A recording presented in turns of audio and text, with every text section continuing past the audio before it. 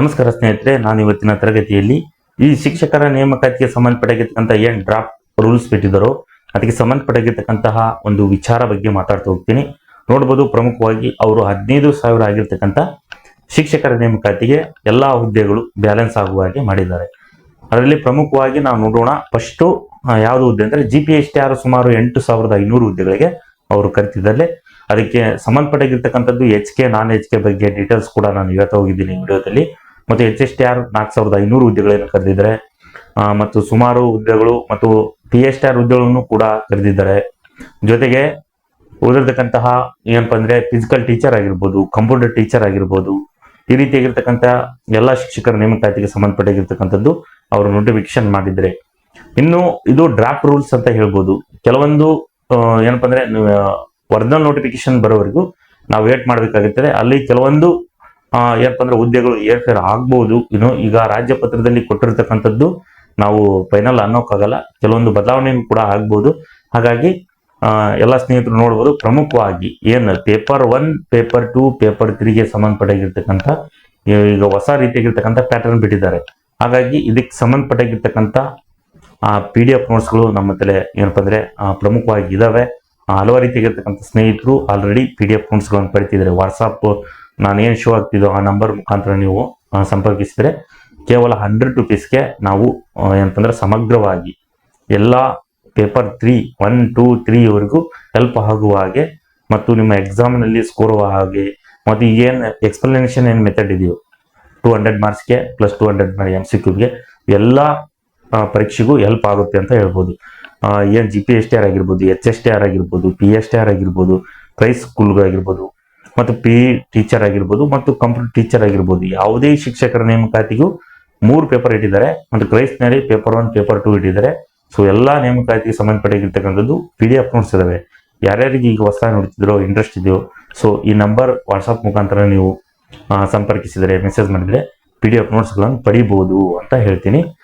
ಮತ್ತು ಪ್ರಮುಖವಾಗಿ ನಾವು ನೋಡೋಣ. ಫಸ್ಟ್ ಈ ಪೇಪರ್ 1, ಪೇಪರ್ 2, ಪೇಪರ್ 3 ಸಂಬಂಧಪಟ್ಟಿರ್ತಕ್ಕಂಥದ್ದು ನ್ಯೂ ಡ್ರಾಫ್ಟ್ ರೂಲ್ಸ್ ಏನ್ ಬಿಟ್ಟಿದ್ದಾರೆ ನೋಟಿಫಿಕೇಶನ್. ಅದರಲ್ಲಿ ಪೇಪರ್ 1 ನೋಡ್ಬೋದು. ಪೇಪರ್ 1 ಏನು ಕಾಮನ್ ಆಗಿದೆ ಸಬ್ಜೆಕ್ಟು 150 ಮಾರ್ಕ್ಸಿಗೆ. ಫಸ್ಟ್ ಸಾಮಾನ್ಯ ಕನ್ನಡ, ಸಾಮಾನ್ಯ ಇಂಗ್ಲೀಷು, ಶೈಕ್ಷಣಿಕ ಮನೋವಿಜ್ಞಾನ ಬರುತ್ತೆ, ಮೆಂಟಲ್ ಅಬಿಲಿಟಿ ಬರುತ್ತೆ, ಕಂಪ್ಯೂಟರ್ ಶಿಕ್ಷಣ ಬರುತ್ತೆ, ಆರೋಗ್ಯ ಶಿಕ್ಷಣ ಮತ್ತು ಮೌಲ್ಯ ಶಿಕ್ಷಣ ಬಗ್ಗೆ ಕೊಡ್ತಾನೆ. ಈ ರೀತಿ ಎಕ್ಸಾಮ್ ಪ್ಯಾಟರ್ನ್ ಏನ್ ಮಾಡ್ತಾನೆ 150 ಮಾರ್ಕ್ಸ್ಗಳಿಗೆ ಅವರು ನಾವು ಪೇಪರ್ 1 ಇಡ್ತೀವಿ ಅಂತ ಹೇಳಿದ್ವಿ. ಇದು 150 ಅಂಕಗಳಿಗೆ MCQ ಆಧಾರಿತವಾಗಿರುತ್ತೆ ಪೇಪರ್ 1. ಯಾವುದೇ ರೀತಿ ಎಕ್ಸ್ಪ್ಲನೇಷನ್ ಮೆಥಡ್ ಇರಲ್ಲ. ನೆಕ್ಸ್ಟ್ ಬರೋದಾದ್ರೆ ಪೇಪರ್ 2 ಎಲ್ಲಾ ಪರೀಕ್ಷೆಗಳಿಗೂ ಅಲ್ಲಿ 150 ಮಾರ್ಕ್ಸ್ ಇರುತ್ತೆ. ಅದರಲ್ಲಿ 50 ಮಾರ್ಕ್ಸ್ ಪೇಪರ್ 2 ನಲ್ಲಿ MCQ ಆಧಾರಿತ. ಅಂದ್ರೆ ನಿಮ್ಮ ಆಪ್ಷನಲ್ ಸಬ್ಜೆಕ್ಟ್ ಯಾವುದು, ಯಾವ ಟೀಚರ್ ಬರ್ತಿದ್ರು ಆ ವಿಷಯಕ್ಕೆ 50 ಮಾರ್ಕ್ಸ್ MCQ ಕೇಳ್ತಾನೆ, 100 ಮಾರ್ಕ್ಸ್ ವಿವರಣೆ ಕೇಳ್ತಾನೆ. ಆ ಜ್ಞಾನಕ್ಕೆ ನಿನ್ನ ಸಬ್ಜೆಕ್ಟ್ ಅಲ್ಲಿ ಏನ್ ಜ್ಞಾನ ಇದೆ ಅನ್ನೋದ್ರ ಬಗ್ಗೆ ಚೆಕ್ ಮಾಡ್ತಾರೆ. ಅದು 100 ಮಾರ್ಕ್ಸ್ ಅಂದ್ರೆ 150. ಸೊ ಪೇಪರ್ 2 150 ಪೇಪರ್ 1, 150 ಪೇಪರ್ 2 ಅನ್ನೋದಾದ್ರೆ 300 ಮಾರ್ಕ್ಸ್ ಆಯ್ತು. ಪೇಪರ್ 1, ಪೇಪರ್ 2 ಎರಡು ಸೇರಿ. ಪ್ಲಸ್ ಪೇಪರ್ 3 ಏನ್ ಇಟ್ಟಿದ್ದಾರೆ ನ್ಯೂ ಪ್ಯಾಟರ್ನ್ ನಲ್ಲಿ. ಇಲ್ಲಿ ಏನ್ ಮಾಡಿದ್ದಾರೆ, ಒಬ್ಬ ಶಿಕ್ಷಕನು ಶಾಲೆಯಲ್ಲಿ ಕನ್ನಡ ಮತ್ತು ಇಂಗ್ಲಿಷ್ ಜ್ಞಾನವನ್ನು ಹೊಂದಿರಬೇಕು ಅನ್ನೋ ಒಂದು ಉದ್ದೇಶದಿಂದ ಸೊ ಹೊಸ ಪ್ಯಾಟರ್ನ್ ನಲ್ಲಿ ಕನ್ನಡ ಜ್ಞಾನ 50 ಮಾರ್ಕ್ಸು, ಇಂಗ್ಲಿಷ್ ಜ್ಞಾನ ಪರಿಣಿತಿಯನ್ನು ಪಡೆದಿರಬೇಕು. ಅಂದ್ರೆ ಜ್ಞಾನವನ್ನು ಮಿನಿಮಮ್ ಜ್ಞಾನ ಏನಿದೆ ಸೊ 50 ಮಾರ್ಕ್ಸ್. ಅದಕ್ಕೆ ಕನ್ನಡಕ್ಕೆ 50, ಇಂಗ್ಲಿಷ್ 50 ಮಾಡಿ ಟೋಟಲ್ ಪೇಪರ್ 3ನ 100 ಮಾರ್ಕ್ಸ್ ಇಟ್ಟಿದ್ದಾರೆ. ಸೊ 100 ಮಾರ್ಕ್ಸ್ ಪೇಪರ್ 3 ಆದ್ರೆ ಪೇಪರ್ 1 150, ಪೇಪರ್ 2 150, ಪೇಪರ್ 3 100 ಮಾರ್ಕ್ಸ್ ಇತ್ತು. ಟೋಟಲ್ ಅವರಾಗಿ 400 ಮಾರ್ಕ್ಸ್ಗೆ ಶಿಕ್ಷಕರ ನೇಮಕಾತಿ ಯಾವುದೇ ನೀವು ಅಪ್ಲಿಕೇಶನ್ ಹಾಕಿದ್ರು, ಕಾರಣ HSTR, GPSTR ಆಗಿರ್ಬೋದು, PSTR ಆಗಿರ್ಬೋದು ಮತ್ತು ದೈಹಿಕ ಶಿಕ್ಷಣ ಆಗಿರ್ಬೋದು ಮತ್ತು ಕಂಪ್ಯೂಟರ್ ಶಿಕ್ಷಣ ಆಗಿರ್ಬೋದು.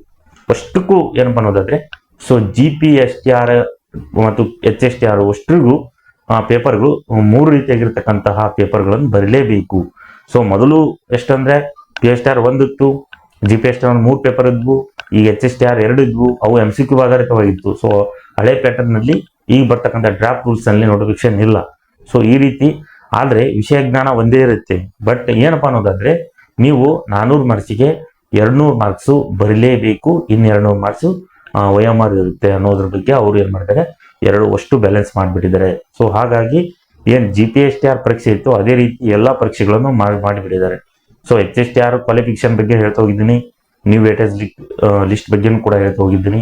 ಸೊ GPSTR ಕೂಡ ಹೇಳ್ತಾ ಹೋಗಿದ್ದೀನಿ, PSTR ಹೇಳಿದ್ದೀನಿ, ಫಿಸಿಕಲ್ ಎಜುಕೇಶನ್ ಕೂಡ ಹೇಳ್ತಿದ್ದೀನಿ ಮತ್ತು ಕಂಪ್ಯೂಟರ್ ಶಿಕ್ಷಣ ಬಗ್ಗೆನೂ ಕೂಡ ಹೇಳ್ತಾ ಹೋಗಿದ್ದೀನಿ. ಹಾಗಾಗಿ ಎಲ್ಲ ಸ್ನೇಹಿತರು ಅದಕ್ಕೆ ಸಂಬಂಧಪಟ್ಟಿರ್ತಕ್ಕಂಥ ಡ್ರಾಫ್ಟ್ ರೂಲ್ಸ್ ಏನ್ ಕೊಟ್ಟಿದ್ದಾರೋ ನೋಡ್ಕೊಳ್ಳಿ.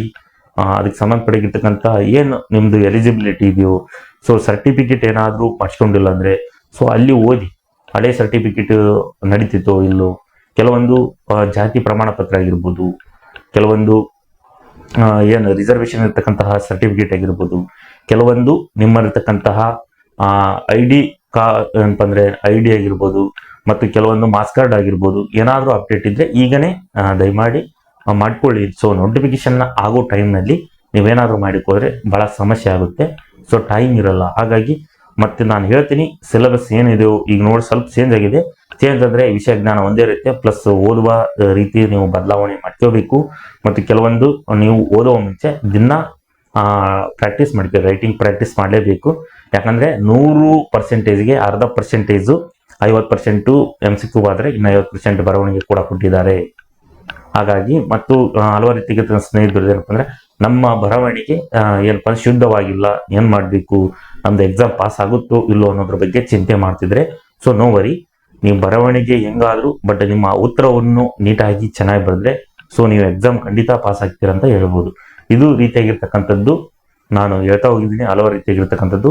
ಸೊ ನೋಡೋಣ, ಈ ಡ್ರಾಫ್ಟ್ ರೂಲ್ಸ್ ಅಲ್ಲಿ ಬಿಟ್ಟಿದ್ದು ಡ್ರಾಫ್ಟ್ ರೂಲ್ಸ್ ಏನ್ ಬಿಟ್ಟಿದ್ರು ಅದನ್ನ ಬಿಟ್ಟು ನೆಕ್ಸ್ಟ್ ಏನಾದ್ರು ಅಪ್ಡೇಟ್ ಸಿಕ್ಕರೆ ಸೊ ನಾನು ಅಪ್ಡೇಟ್ ಮಾಡ್ತಾ ಹೋಗ್ತೀನಿ ಅಂತ ಹೇಳ್ತೀನಿ. ಹಾಗಾಗಿ ನೋಡ್ಬೋದು, PDF ನೋಟ್ಸ್ ತಗೊಂಡವರು ತಗೋಬಹುದು. ಸೊ ಕೇವಲ 100 ರೂಪೀಸ್ಗೆ ಯಾರು ನೋಟ್ಸ್ಗಳನ್ನು ಕಳಿಸಲ್ಲ. ಸೊ ಶಿಕ್ಷಕರ ನೇಮಕಾತಿ, ಹಾಗಾಗಿ ನಾವು ಕಳಿಸ್ತಿದ್ದೀವಿ. ಜೊತೆಗೆ ವಾಟ್ಸಪ್ ಗ್ರೂಪ್, ಕಮ್ಯುನಿಟಿ ಗ್ರೂಪ್ನಲ್ಲಿ ನಾವು ಡೈಲಿ ಲಿಖಿತದಲ್ಲಿ ಅಪ್ಡೇಟ್ ಮಾಡ್ತಾ ಇದ್ದೀನಿ. ಯಾರು ನೋಟ್ಸ್ ತಗೊಂತಾರೋ ಅಷ್ಟೇ ಅವ್ರಿಗೆ ವಾಟ್ಸಪ್ ಗ್ರೂಪನ್ನು ನಾವು ಕೊಡ್ತಿದ್ದೀವಿ. ಅಂದ್ರೆ ಅವ್ರಿಗೆ ಅಷ್ಟೇ ಇನ್ವೈಟ್ ಮಾಡ್ತೀವಿ, ಅವರಷ್ಟೇ ಜಾಯ್ನ್ ಆಗ್ಬೋದು. ಪ್ಲಸ್ ಏನಪ್ಪಾ ಅಂದ್ರೆ ಈ ಗ್ರೂಪ್ನಲ್ಲಿ ಕಮ್ಯುನಿಟಿ ಗ್ರೂಪ್ ಆಗುತ್ತೆ. ನೀವೇನಾದ್ರೂ ಜಾಯ್ನ್ ಆದ್ರೆ ಅದರ್ ನಂಬರ್ಸ್ ಶೋ ಆಗಲ್ಲ. ಸೊ ಒಂದು ಸೆಕ್ಯೂರಿಟಿ ಉದ್ದೇಶದಿಂದ ನಾವು ಈ ರೀತಿ ಕಮ್ಯುನಿಟಿ ಗ್ರೂಪ್ ಮಾಡಿದ್ದೀನಿ. ಹಾಗಾಗಿ ಯಾರ್ಯಾರು ನೋಟ್ಸ್ ತಗೊಂಡ ಮೇಲೆ ನಾವು ಅವರಿಗೆ ವಾಟ್ಸಪ್ ಗ್ರೂಪ್ನಲ್ಲಿ ಜಾಯ್ನ್ ಮಾಡಿಸಿ ನಮ್ಮ ಡೈಲಿ ಏನು ದಿನನಿತ್ಯದಾಗಿರ್ತಕ್ಕಂಥ ಏನಾದರೂ ಇನ್ಫಾರ್ಮೇಶನ್ ಇದ್ರೆ ಸೊ ಅವರಿಗೆ ಸೆಂಡ್ ಮಾಡ್ತಿದ್ದೀನಿ. ಹಾಗಾಗಿ ಈಗ ಏನು ಓಲ್ಡ್ ಆಗಿರ್ತಕ್ಕಂಥ ಏನು ತಗೊಂತಿದ್ರು ಎಲ್ಲ ಸ್ನೇಹಿತರು ಅವ್ರಿಗೆ ನಾನು ಅಪ್ಡೇಟ್ ಮಾಡ್ತಾ ಇದ್ದೀನಿ.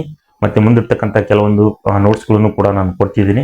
ಸೊ ಅವನ್ನೆಲ್ಲವನ್ನು ಅವರು ಸ್ಟಡಿ ಮಾಡ್ಬೋದು ಅಂತ ಹೇಳಿ ನಾನು ಮುಂದಿನ ತರಗತಿಯಲ್ಲಿ ಇದಕ್ಕೆ ಸಂಬಂಧಪಟ್ಟಾಗಿರ್ತಕ್ಕಂಥ ಏನಾದರೂ ವಿಚಾರಗಳಿದ್ದರೆ ಸೊ ನಾನು ಅಪ್ಡೇಟ್ ಮಾಡ್ತಾ ಹೋಗ್ತೀನಿ ಅಂತೇಳಿ ಈ ತರಗತಿಯನ್ನು ಮುಗಿಸ್ತಿದ್ದೀನಿ. ಎಲ್ಲರಿಗೂ ಧನ್ಯವಾದಗಳು.